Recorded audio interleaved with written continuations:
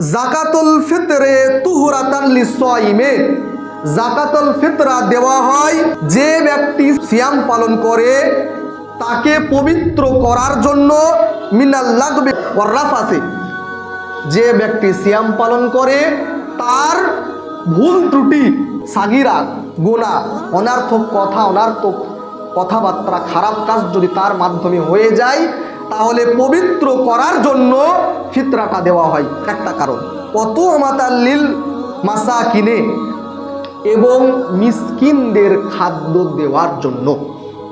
এই হাদিসটা কোথায় আছে? ইবনে মাজাহ 1827 নম্বর হাদিস এবং আবু দাউদের 1609 নম্বর হাদিস। আল্লাহ রসুল বলছেন ফিতরা দেওয়া হয় দুটি কারণে। একটি কারণ, যে ব্যক্তি সিয়াম পালন করে তার সাগিরা গুনাহ মোচন করার জন্য।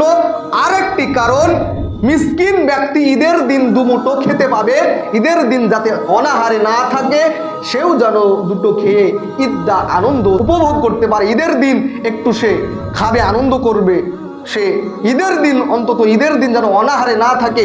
এই দুটি কারণে ফিতরা দেওয়া হয়, আল্লাহ রসুল বলছেন।